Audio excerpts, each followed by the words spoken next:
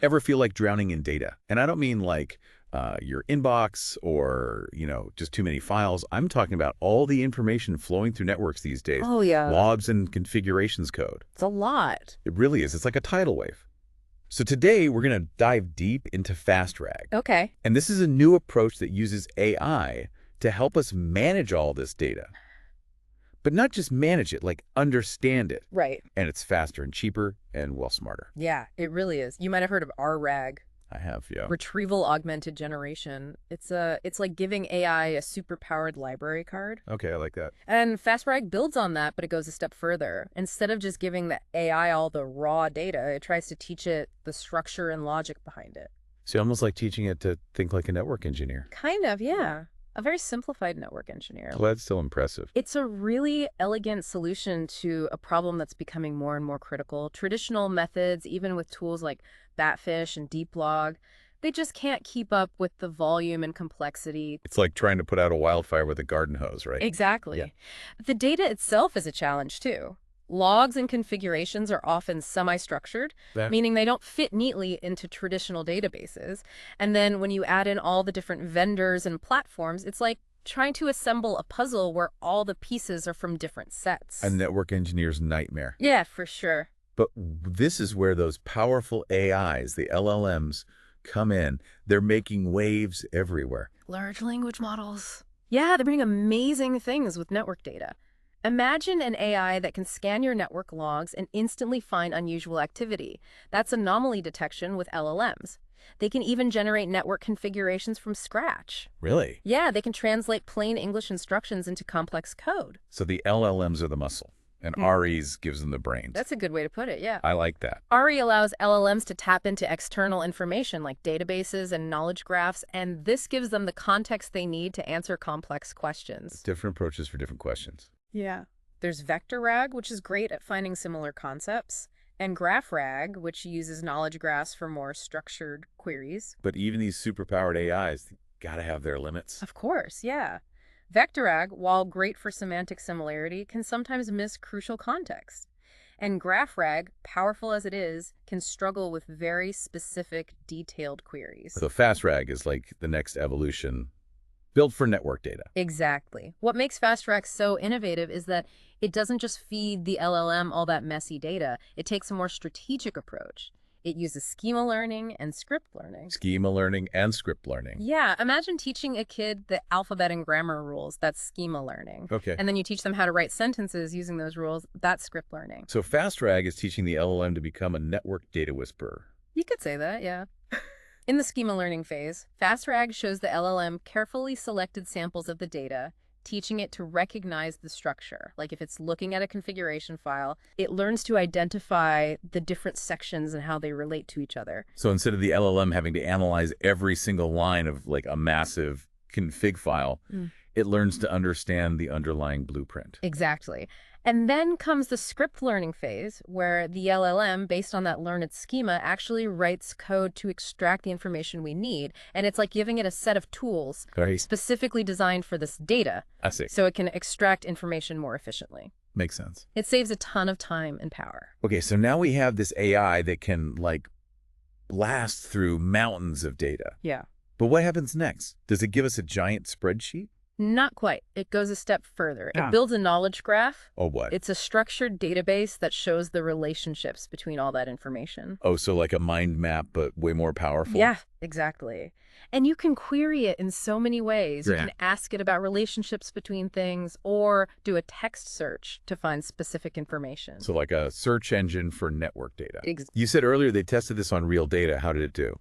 The results were incredible. They used real logs and configurations and tested it with this powerful LLM called GPT-4o. Compared to traditional RAG, FastRAG was 90% faster and 85% cheaper. Wow, that's amazing. Yeah. What's an example of a question it could answer? So imagine looking through tons of log files from something complex like OpenStack. Okay, I'm imagining. The researchers asked it, what is the primary function of the nova-compute.log entries? And it knew. Yeah. It pinpointed the answer. So it's not just finding data, it's understanding it. Yeah, that's exactly it. That really changes things. But this all seems pretty technical. Yeah. What does it mean for network engineers and people who use networks every day. It means faster troubleshooting, Okay. more efficient management, and we might see automation like we've never seen before. And it goes beyond networks, right? Oh, yeah, for sure. Okay, let's talk about that. Where else could this be used? So imagine applying it to medical records. It could analyze patient data, find early warning signs, or predict health risks. That sounds like something out of Star Trek. Yeah, it's pretty amazing. Doctors could use it to make better decisions and maybe even save lives. Wow. So it's not just sci-fi, it could really happen. Definitely. And it's not just healthcare. What about financial data? Okay. Imagine finding patterns in markets, figuring out risk better, developing better investment strategies. Now, that would impact everybody. Yeah, it would. Predicting the stock market is like the holy grail. It is. But obviously, we have to be realistic. Yeah. Markets are complex, lots of factors. Right. But being able to analyze so much data and find hidden patterns, that could be huge. Like giving financial analysts X-ray vision or something. Pretty much, yeah. Yeah. And then there's social media. Okay. We're flooded with information online. I know. It's hard to know what's real anymore. Yeah. And that's where FastRAG could help. Okay. He can analyze language, Right. understand context, Right. identify relationships. We could trace the origins of information, find bot networks, even build better fact-checking tools. So instead of drowning in information, we could actually make sense of it. Exactly. So we could finally get a handle on all that craziness. This FastRAG thing, it's pretty amazing. It is. But we have to be realistic, Yeah. Powerful technology, there are always downsides. What do you mean? Well, one concern is that these AIs could accidentally perpetuate biases. Oh, right. They learn from the data we give them, so if that data is biased, the AI can make unfair decisions. Like if FastRAG was used to analyze loan applications, could it make a biased decision based on someone's zip code? Yeah, potentially. We have to make sure the data is diverse representative. So it's fair. Right. And we have to keep checking these systems to make sure they're not doing anything harmful. That makes sense. What about privacy? Oh, yeah, that's huge. We're talking about really sensitive information. Exactly. Data security is crucial. Strong encryption, access controls, clear guidelines for how it's used and stored. So everyone knows what's happening. Yeah, transparency is key. Okay, so it's not just about building it, it's about trust. Building trust and using it responsibly. Absolutely. And then there's the impact on jobs. Right, automation. Will robots take our jobs? That's what everyone wants to know. Well, it's not that simple. Automation has always changed things, but it also creates new opportunities. So maybe it's not AI versus humans, but AI helping humans. Yeah, augmenting human capabilities. We'll probably see more jobs that need critical thinking, creativity. Things AI can't do. Exactly. We'll need to adapt, focus on education and training for these new roles. So learning how to work with AI. Yeah, it's the future. So as we wrap up, what's the big takeaway for our listeners? What should they be thinking about? I think the most important thing is to stay informed. Yeah. Learn about these technologies, the good and the bad. The benefits and the risks. Exactly. Ask questions, demand transparency, be part of the conversation. Because this is about our future, right? It is. The choices we make today will determine how AI shapes our world.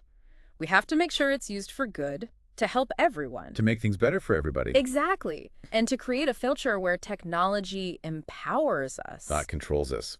Exactly. That's a great point. So it sounds like we're at a really important moment. We are. FastRAG and these other technologies, they have so much potential, They really do. but it's up to us to make sure they're used the right way. I agree. So think about the data around you. Could FastRAG help your field? And how can we make sure this AI revolution helps everyone? Thanks for joining us on this deep dive. Until next time, keep exploring, keep questioning, and keep learning.